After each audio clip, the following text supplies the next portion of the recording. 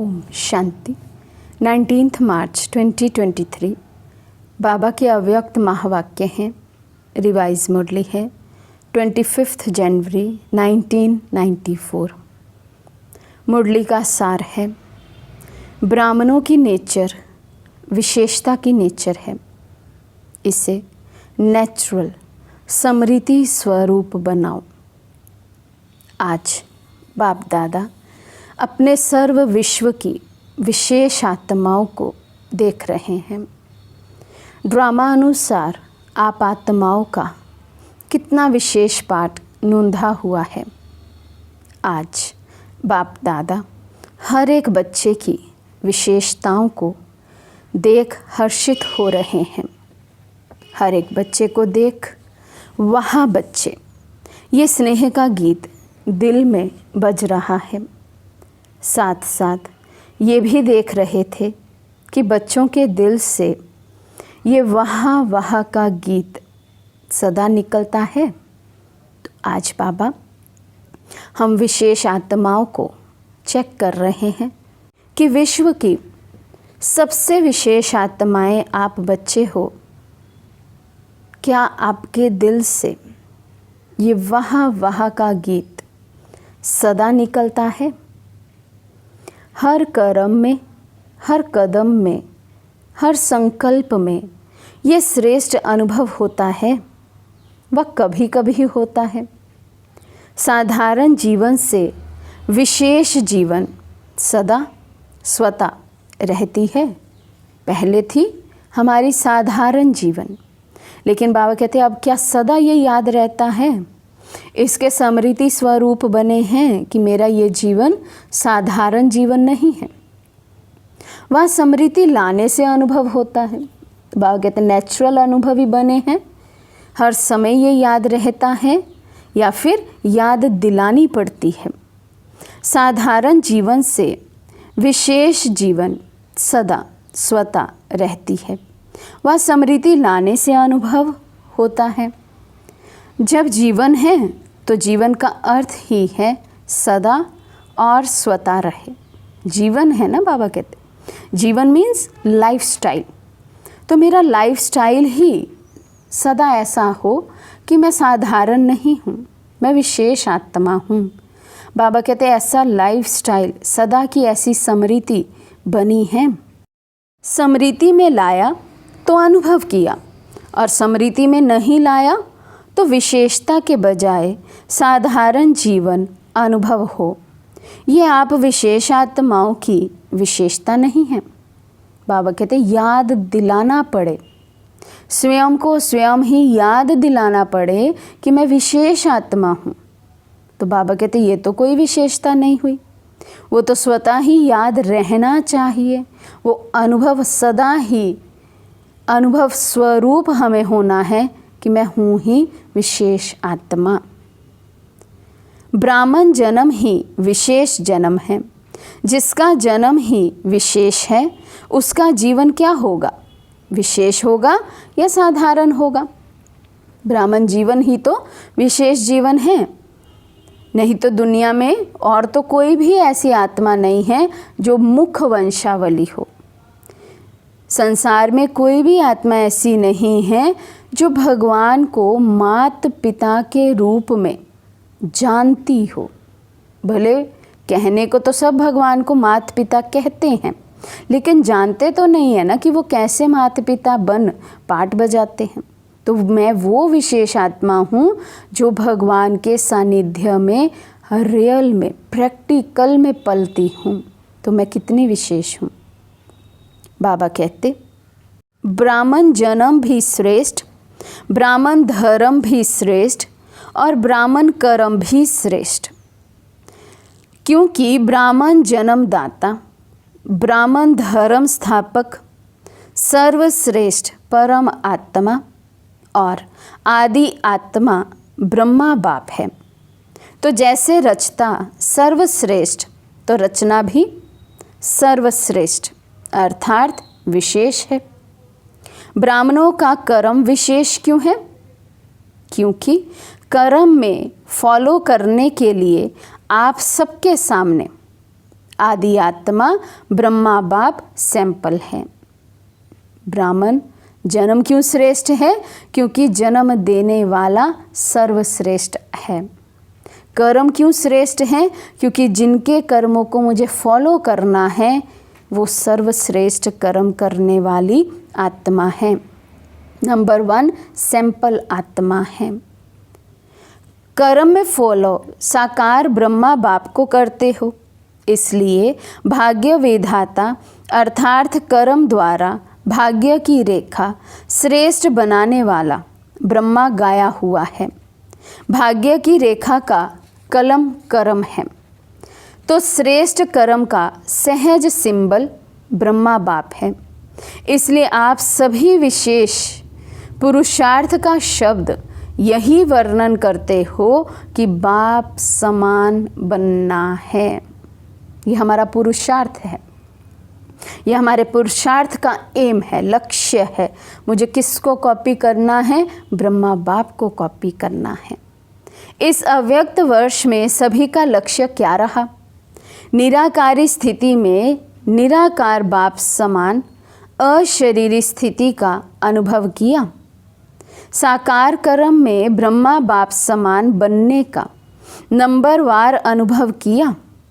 तो विशेष जीवन का आधार विशेष जन्म, धर्म और श्रेष्ठ कर्म है।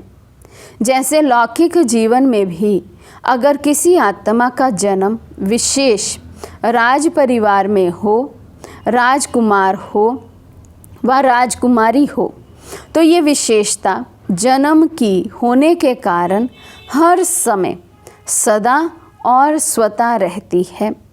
वह बार बार स्मृति में लाते हैं कि मैं राजकुमारी हूँ। सहज याद होती है ना, पुरुषार्थ करते हैं क्या? बाबा कहते हैं लौकिक रीति भी कोई यदि जन्म से ही राजघराने में जन्म ले या अच्छे ऊंच घराने में धनवान घराने में जन्म ले, तो उस बच्चे को बार बार याद थोड़ी स्वयं को दिलाना पड़ता है कि मैं राजकुमार हूँ, मैं राजकुमारी हूँ। नहीं, नेचुरल जीवन है ना, तो नेचुरली याद बनी रहती है। तो बाबा कहते हैं आपको क्यों पुरुषार्थ करना पड़ता है फिर? मैं विशेष हूँ, मैं नहीं, मैं विशेष आत्मा हूँ, नहीं नहीं, मुझ में कोई ऐसा नहीं है, मैं विशेष हूँ क्योंकि मुझे बाबा ने चुना है, मैं बाबा की चॉइस हूँ। बार बार बाबा कहते अपने आप को ये स्मृति क्यों दिलानी पड़ती है? अभी तक ये नेचुरल क्यों नहीं हो गया है?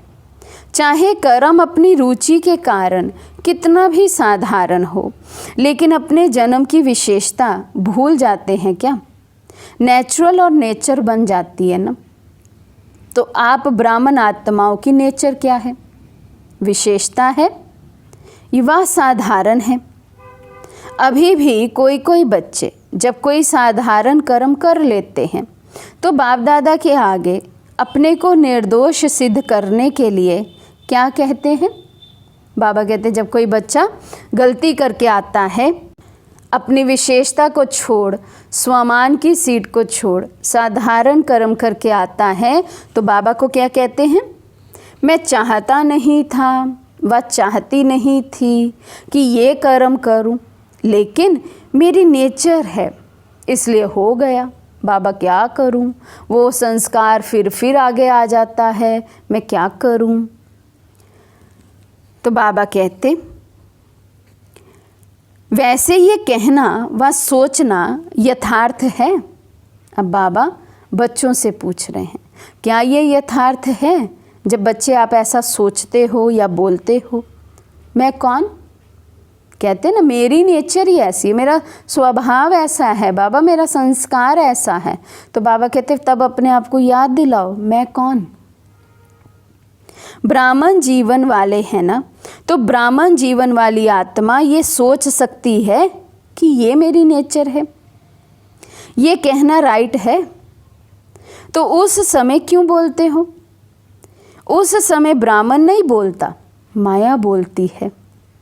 तो जैसे ये साधारण नेचर व मायावी नेचर नेचुरल काम कर लेती है ना, इसलिए कहते हैं चाहते नहीं थे लेकिन हो गया। तो ब्राह्मण नेचर अर्थात विशेषता की नेचर भी नेचुरल होनी चाहिए।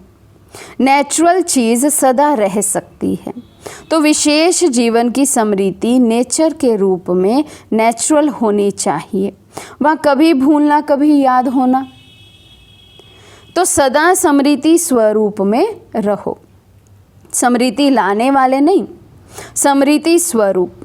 इसलिए बाप दादा देख रहे थे अव्यक्त वर्ष समय प्रमाण समाप्त हुआ, लेकिन बाप दादा समान स्वयं को संपन्न बनाया। अव्यक्त वर्ष तो बाबा कहते समाप्त हुआ, लेकिन क्या बाप दादा समान स्वयं को संपन्न बनाया? इस अव्यक्त वर्ष का लक्ष्य रखा कि अव्यक्त अर्थात फरिश्ता स्वरूप बनना और बनाना है। सभी ने यही लक्ष्य रखा था ना। फिर रिजल्ट क्या निकली? अपने आप को चेक किया। फरिश्ता भव का वरदान भी वरदाता से मिला, तो वरदान और लक्ष्य दोनों की स्मृति से कहाँ तक सफलता अनुभव की है? ये सूक्ष्म चेकिंग स्वयं की। वह सोचा कि अव्यक्त वर्ष पूरा हुआ, यथाशक्ति जितना भी अनुभव किया उतना ही ड्रामा अनुसार ठीक रहा। वर्ष परिवर्तन के साथ साथ स्व परिवर्तन की गति क्या रही, इस विधि से चेक किया। ये वर्ष बाबा ने अव्यक्त वर्ष की घोषणा की थी, तो बाबा कहते वो उस वर्ष प्रमाण हमारे पुरुषार्थ की स्पीड क्या रही। जो बाबा ने वरदान दिया फरिश्ता भव का, क्या उसको मैंने जीवन में धारण किया? वैसे लक्ष्य अपने जीवन में आए। जैसे वर्ष समाप्त हुआ वैसे स्वयं लक्ष्य और लक्षण में संपन्न बने। वह ये सोचते हो कि इस वर्ष में और बन जाएंगे। समय और स्वयं की गति समान रही। जिस स्पीड से समय आगे की ओर बढ़ रहा है, संपन्नता संपूर्णता की ओर बढ़ रहा है, क्या मेरे पुरुषार्थ की स्पीड भी उतनी ही है? कहीं ऐसा तो नहीं समय आगे और मैं पीछे चल रहा हूँ, तब तो नापास हो जाएंगे। वैसे तो समय से भी स्वयं की गति तीव्र होनी है, क्योंकि समाप्ति के पहले समय को लाने वाली आप विशेष आत्माएं निमित्त हो। तीव्र गति से वर्ष तो संपन्न हो गया, मालूम हुआ वर्ष कैसे पूरा हो गया। तो चेक करो, मुझ विशेष आत्मा की परिवर्तन की गति तीव्र रही, वह कभी तीव्र कभी मध्यम रही। फरिश्ता अर्थात जिसका पुराने संस्कार और संसार से रिश्ता नहीं। तो चेक करो, पुराने संसार की कोई भी आकर्षण, चाहे संबंध रूप में, चाहे अपनी देह की तरफ आकर्षण व किसी देहधारी व्यक्ति के तरफ आकर्षण, कोई वस्तु की तरफ आकर्षण, कितने परसेंटेज में रही? तो ये चेक करना है। पुरानी दुनिया के संबंध, देह, वस्तु, व्यक्ति, कितना परसेंट इन सब के प्रति मेरी आकर्षण रही।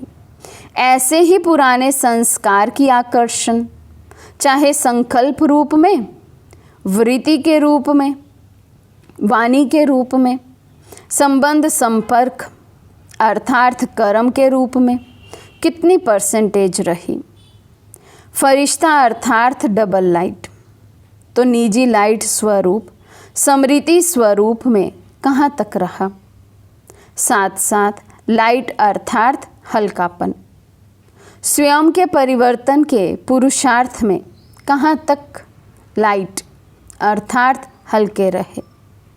मन अर्थात संकल्प शक्ति में, व्यर्थ को समर्थ में परिवर्तन करने में, अर्थात व्यर्थ के बोझ को हल्का करने में कहाँ तक सफल रहे? इसी प्रकार व्यर्थ समय, व्यर्थ संग, व्यर्थ वातावरण, इस सब में कहाँ तक परिवर्तन करने में हल्के रहे?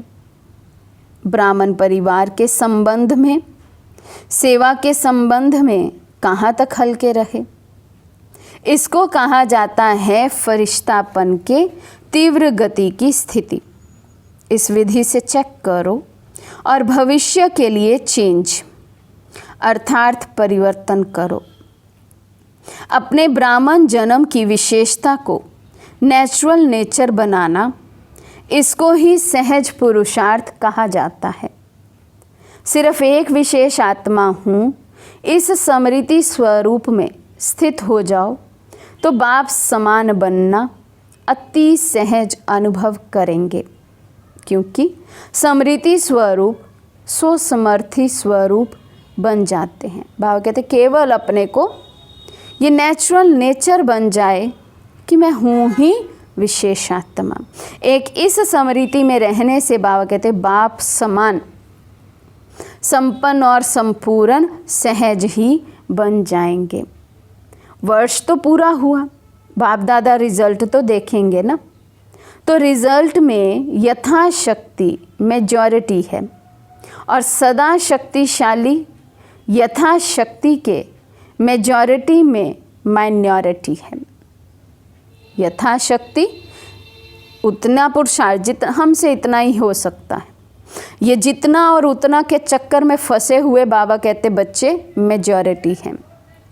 लेकिन सदा ही शक्तिशाली रहें, यथाशक्ति के मेजॉरिटी में माइनॉरिटी है। स्मृति दिवस भी बहुत स्नेह से मनाया।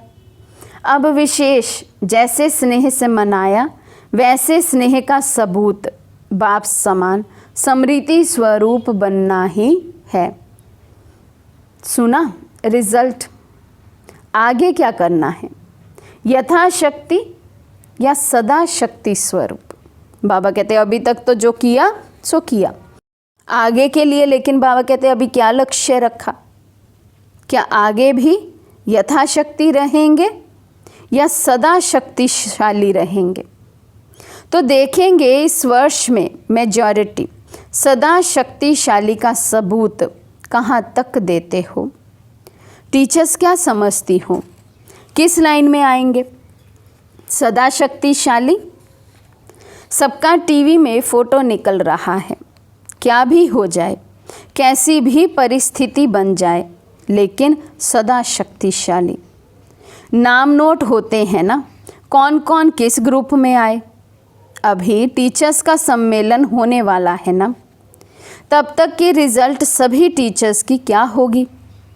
जिसको करना होता है वो कब को नहीं सोचता, कभी कर लेंगे, कभी तो हो बन ही जाएंगे। बाबा कहते वो ऐसा नहीं सोचता, जिसको करना है वो कहेगा मुझे अभी करना है, अभी बनना है। दृढ़ संकल्प का अर्थ है अब, साधारण संकल्प का अर्थ है कब हो जाएगा। तो कब वाले हो या अब वाले हो, कभी कर लेंगे या अभी करना है। दोनों ग्रुप में से बाबा कहते अपने आप को चेक करो, मैं कौन से ग्रुप वाला बच्चा हूँ। शक्ति सेना बहुत बड़ी सेना है, कब वाली हो या अब वाली हो। पांडव क्या समझते हो? देखो नाम सबके नोट हैं, अभी नाम नहीं सुनाते हैं, आखिर वो समय भी आ जाएगा जो नाम सुनाएंगे। समझा? सबसे ज़्यादा संख्या किस जोन की आई है? देखेंगे पंजाब, इंदौर क्या कमाल दिखाते हैं। टीचर्स भी ज़्यादा आती हैं, संख्या ज़्यादा तो टीचर्स भी ज़्यादा होती। पंजाब वाले नंबर 1 लेंगे या सेकंड, इंदौर भी नंबर 1 लेंगे। और कर्नाटक क्या करेंगे? कौन सा नाटक दिखाएंगे? कर्नाटक। तो हीरो नाटक दिखाना, ऐसा वैसा नहीं दिखाना। और महाराष्ट्र तो महान ही बनेंगे ना। और यूपी को क्या कहते हैं? यूपी में नदियां हैं, अर्थात यूपी पतित को पावन करने वाली है, पावन बनने बनाने में नंबर 1। तो यूपी वाले भी नंबर 1 बनेंगे। इस समय तो कोई भी नंबर 2 नहीं कहेंगे। राजस्थान तो है ही लकी, तो राजस्थान में ही चरित्र भूमि है, क्योंकि बाप दादा राजस्थान अर्थात माउंट में रहे। भगवान जिस धरा पर आए वो धरा तो वैसे ही कितनी महान होगी। ब्रह्मा बाबा ने वहाँ कर्मों के द्वारा चरित्र दिखाए हैं, तो चरित्र भूमि हुई। हेडक्वार्टर राजस्थान में है ना, तो जहाँ हेडक्वार्टर है वो क्या बनेगा? हेड बनेगा।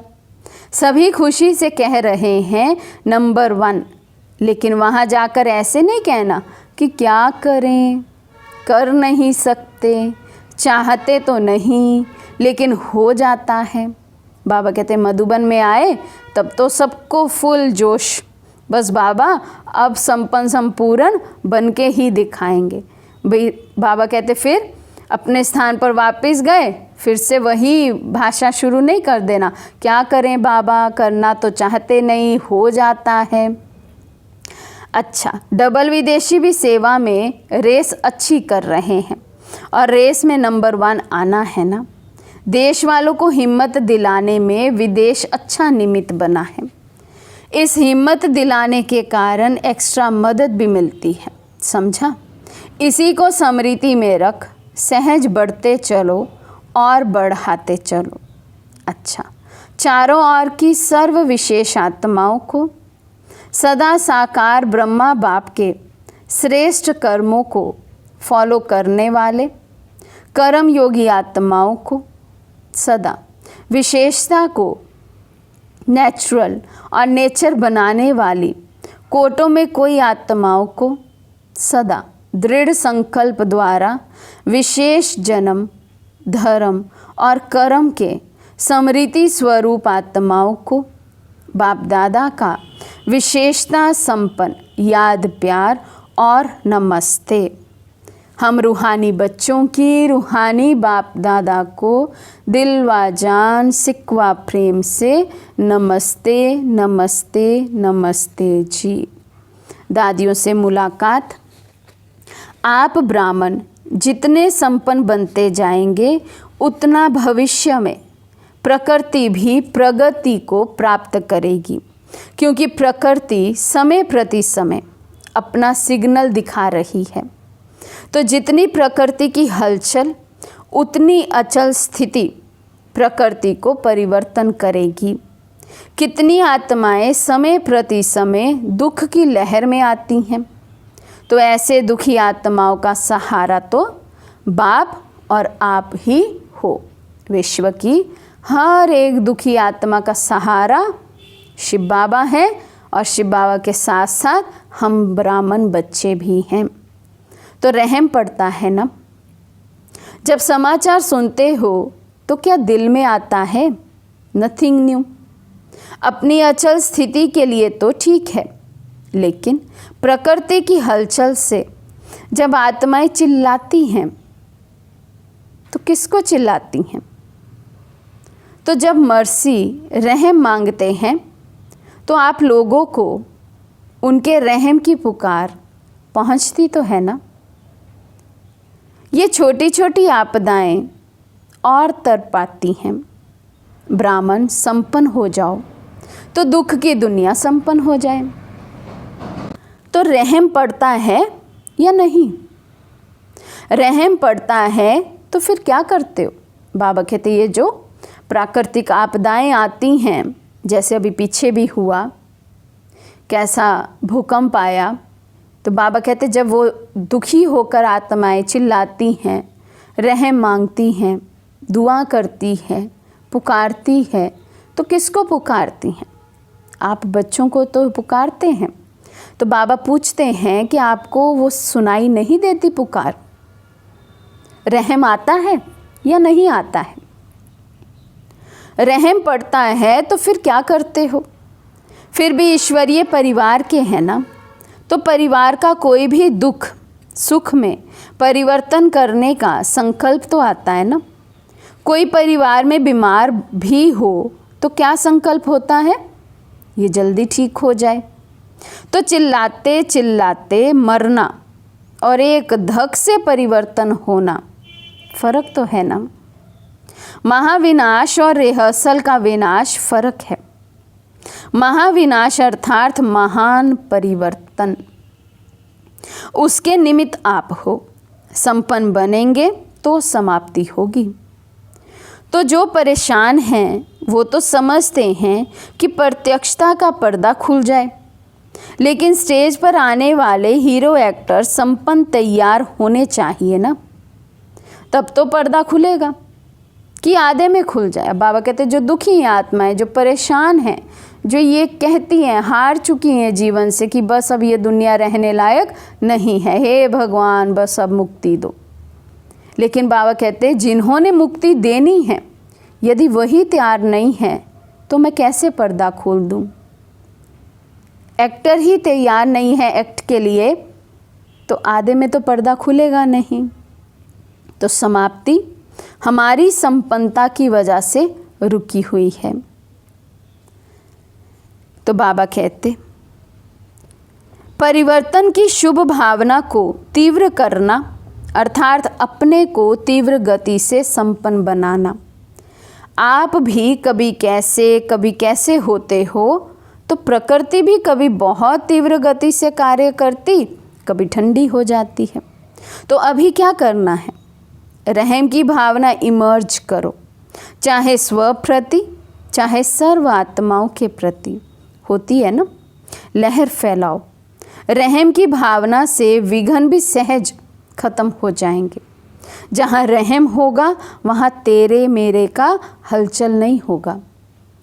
पूज्य स्वरूप मर्सीफुल का धारण करो, ठीक है ना। अभी ये लहर फैलाओ, हर संकल्प में मर्सीफुल। बस बाबा कहते हैं अब ये लहर फैला दो, हर आत्मा के प्रति, प्रकृति के पांचों तत्वों के प्रति, मेरे हर संकल्प में दया का भाव, रहम का भाव, क्षमा भाव हो। संकल्प में होंगे तो वाणी और कर्म स्वतः ही हो जाएंगे। सब चिल्लाते भी क्या हैं, मर्सी मर्सी।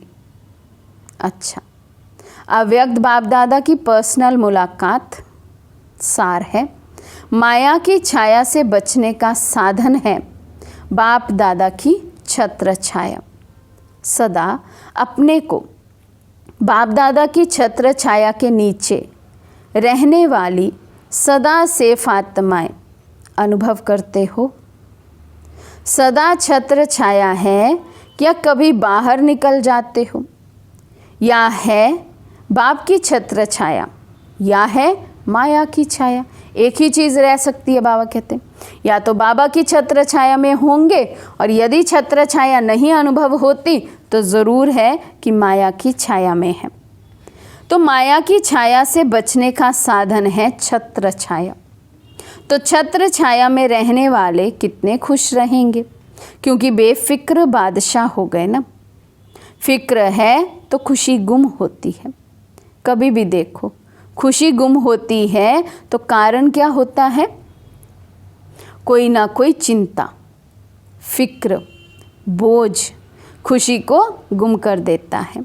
और खुशी गुम हुई, कमज़ोर हुए तो माया की छाया का प्रभाव पड़ जाता है। कमजोरी माया का आह्वान करती है। जैसे शारीरिक कमजोरी बीमारियों का आह्वान करती है, तो आत्मिक कमजोरी माया का आह्वान करती है। फिर उस छाया से निकलने में कितनी मेहनत करनी पड़ती है। अगर माया की छाया स्वपन में भी पड़ गई तो स्वपन भी परेशान करेगा। फिर ब्राह्मण से क्षत्रिय बन जाते हैं तो युद्ध करनी पड़ती है। क्षत्रिय जीवन मेहनत की है और ब्राह्मण जीवन खुशी की है। तो क्या पसंद है? कभी कभी युद्ध करनी पड़ती है। युद्ध करना अच्छा लगता है। छोटे से भी व्यर्थ संकल्प की छाया कितनी मेहनत कराती है। इसलिए सदा बाप की याद की छत्र छाया में रहो। याद ही छत्र छाया है, तो सदा काल के लिए छत्र छाया में रहना आता है। सदा बाबा की याद में रहेंगे तो सदा छत्र छाया में रहेंगे। इसलिए बाबा पूछ रहे हैं, सदा बाबा की याद में रहना आता है? कभी कभी के लिए नहीं, सदा। अविनाशी बाप है ना, तो वर्षा भी सदा का लेना है। सदा खुश रहने वाले, छत्र छाया अर्थात खुश रहना। बेफिक्र होंगे ना, सब फिक्र बाप को दे दिया कि एक दो संभाल कर रखा है। क्या करें, कैसे करें, ये शब्द फिक्र के हैं। बेफिक्र के बोल सदा विजय के होते हैं, क्या कैसे के नहीं होते। तो सदा ये याद रखो कि हम सभी बाप की छत्र छाया में रहने वाले हैं, चक्कर लगाने वाले नहीं हैं। कभी बाबा की छत्र छाया में, कभी माया की छाया में। बाबा कहते हैं ऐसे चक्र लगाने वाले तो नहीं हो ना। संकल्प में भी चक्कर में आए तो चक्कर में आने वाले चकनाचूर हो जाएंगे। आप तो अमर हो ना, अमर हो गए। ये स्मृति सदा ही स्वयं भी बेफिक्र और दूसरों को भी बेफिक्र बनाती है। सदा खुशी में ये गीत गाते रहेंगे, पाना था वो पा लिया। बच्चा बनना माना पाना, बच्चा बने अर्थात पा लिया। अच्छा, आज का वरदान है, सर्व रूहानी खजानों से संपन्न बन, सदा संतुष्ट रहने वाले ऑलराउंड सेवाधारी भव। सर्व रूहानी खजानों से संपन्न बन, सदा संतुष्ट रहने वाले ऑलराउंड सेवाधारी भव। ऑलराउंड सेवाधारी अर्थात मास्टर सुखदाता, मास्टर शांति दाता, मास्टर ज्ञान दाता। दाता सदा संपन्न मूर्त होते हैं। जैसा स्वयं होंगे वैसा औरों को बनाएंगे। रूहानी सेवाधारी अर्थात एवर रेडी और ऑलराउंड। ऑलराउंडर वही बन सकते जो संपन्न हैं। संपन्न ही संतुष्ट होंगे और सबको संतुष्ट करेंगे। किसी भी प्रकार की अप्राप्ति असंतुष्टता पैदा करती है। संतुष्ट रहने और संतुष्ट करने की विधि है संपन्न और दाता बनना। स्लोगन है, शुभ भावना शुभ कामना की गोल्डन गिफ्ट साथ हो तो किसी भी आत्मा का परिवर्तन कर सकते हो। विशेष सूचना है, आज मास का तीसरा रविवार है। सभी राजयोग तपस्वी भाई बहनें 6:30 से 7:30 बजे तक विशेष योग अभ्यास के समय अनुभव करें कि ज्ञान सूर्य सर्वशक्तिवान परमात्मा की किरणें मुझ पर पड़ रही है और मुझसे सारे संसार में जा रही है, जिससे संसार से अज्ञान अंधकार दूर होता जा रहा है। अच्छा, ओम शांति।